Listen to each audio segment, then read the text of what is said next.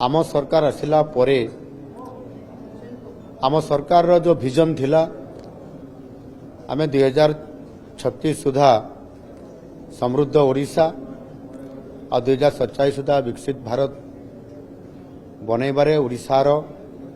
भूमिका growth engine हिसाब रे रहिबो ताकू आधार करके आज डबल इंजिन रो सरकार हिसाब रे बड़ ये ऐतिहासिक दिन आज आम थिला जे एथिरे बीसीपीपीईआर अर्थात भुवनेश्वर कटक पुरी पारादीप इकोनॉमिक रीजन यह आज नीति आयोग पक्षरु इकोनॉमिक प्लान जो से प्रस्तुत करिसंती ताहार आज रिलीज होला बा शुभारंभ होला एवं नीति आयोग रो आमर जो सदस्य आसीथिले श्री राजीव गौबा एवं तांकर सीईओ मध्ये आसीथिले श्री बीवीआर सुब्रमण्यम मु निश्चित भाव समान को तो धन्यवाद देवी समाने केंद्र बजेट उपस्थापना परे परे ही एवं राज्यर बजेट प्रस्तुति चलीथिबा समय रे ठीक मझी समय रे आसिकरी जेबली भाव रे समाने आमर जो प्रोजेक्ट बीसी पीपीईआर प्रोजेक्ट को समाने एठी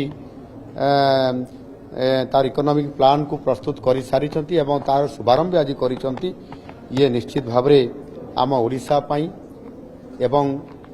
बेसिकली अर्थनैतिक दृष्टिकोण ये जो चारोटी सहर रहा ताकू जोड़ी देवा फल ओडिशार अर्थनैतिक क्षेत्र में तार अभिवृद्धि क्षेत्र में बहुत बड़ भूमिका ये निर्वाह करिवो एवं समृद्ध ओडिशा को मध्य ये साकार करिया पे जाउछि एनु निश्चित भाव एथिरे जो आमर चारोटी सहर रहिला ये चारोटी सहर ता भितरे प्रथम होउची आमर ये सहर मानकर किछि स्वतंत्रता अछि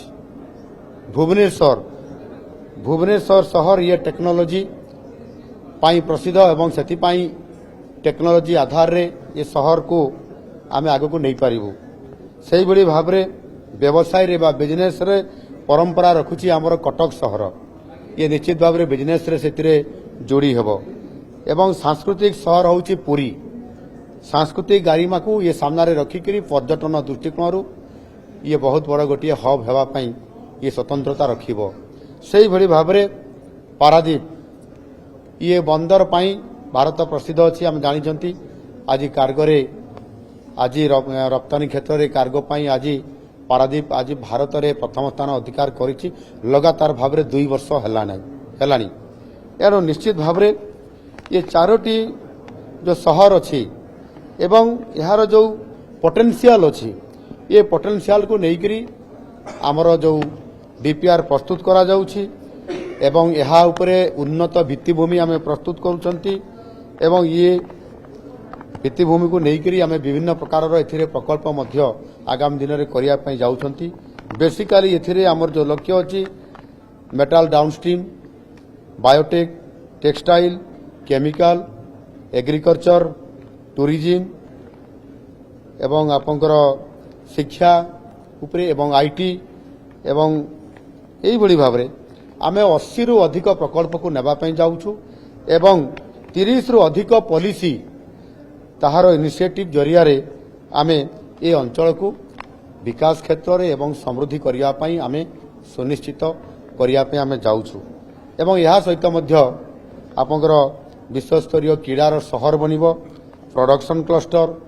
नॉलेज और इनोवेशन कॉरिडोर मध्य आमे यार उपरे प्रस्तुत करिया पई जाउछु एनु आमे जते बेले योजना करलु आमे जते बेले या को प्रस्तुत करलु एवं केंद्र सरकार निकट दाबी रखिलु जे ये भुवनेश्वर अंचल को एक कैपिटल रीजन रिंग रोड मध्य हमको दिया जाऊ जोथि पाई कि भुवनेश्वर एक्सपांशन हबो बृहत भुवनेश्वर भितरे smart city IT park data centre ये भली अनेक प्रोजेक्ट को जते बड़े आमे आगु को सामना को सेमीकंडक्टर ये प्रोजेक्ट को नेबा पई जते बड़े चाहूछु एवं ता भितरे आमे जते बड़े आमर Bhubaneswar capital region ring road कथा दाबी करथुलु ताहा मध्य केंद्र सरकार गत किछि दिन पूर्व कैबिनेट अप्रूवाल दे सारी एणु ये जो आज ये सहर जो बनिब से आपंकर एथिरे जो सीआर होउछि सीईआर एणु निश्चित भाव में एथिरे तार गोटे बजेट प्रोविजन रोची तार गोटे मास्टर प्लान भी रोची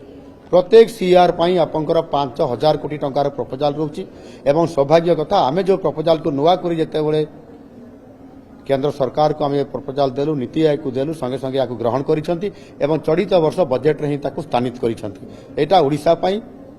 सबुठारु ऐतिहासिक मुहूर्त आ खबर मध्य निश्चित रहबा जाउची एणु आगामी दिन में जोठी ये 4टी सहरर आमर जो रही आमर अर्थनीति से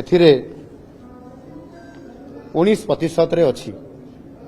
सारा ओडिशार जो आमर अर्थनीतिर इकोनॉमी जो पोजिशन अच्छी से 19% भागीदारी होची ये 4टी सहर उपरे ये 2025 सुधा ये 22.4 बिलियन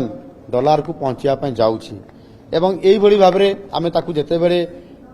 यह एक बीसी पीपीआर आमे जो करिया पई जाउछु सेथिरे 2027 को जो आमे लक्ष्य रखीछु एथिरे केवल यही 4टी सहरर जो गोटे बीसी पीपीआर हेबो एथिरे 500 बिलियन डॉलर रो अर्थनैतिक बा इकोनॉमी सृष्टि हेई परिबो आ जोथिरे कि निश्चित भाव में यह आमर राज्यर जीडीपी रे राज्यर इकोनॉमी रे जेभली भाव में जोड़ी हम आमे जो बड़ उच्च आशा रखीचु जे आमे भारत वर्षर 5टी श्रेष्ठ अर्थनैतिक राज्य भितर स्थानित हेबु आउ ए जो बीसी पीपीआर जो आमे जो एक इकोनॉमिक कॉरिडोर करूछु एहा ही हमकु 500 बिलियन डॉलर रो भूमिका ने निर्वाह करिवो एवं सेथिरे ओडिशा एथिरे निश्चित भाव में समृद्ध होई पारिबो एवं आमर अचीव को मध्ये आमे नै पारिबो एणु निश्चित भाव में आज योजना नीति आयोग जेभली भाव आमको समर्थन देइछंती आमर नगर उन्नयन विभाग तरफ आमर मंत्री महाशय एवं डिपार्टमेंट आमर कमिशनर एवं से भली भाव में पूरा टीम आज आमर सांसद माने विधायक माने आमर शिल्प मंत्री समस्ते आज आसिक जेभली भाव में ये कार्यक्रम रे आज या यशस्वी करने आमे बद्धपरिकर एवं या निश्चित भाव में करूँ।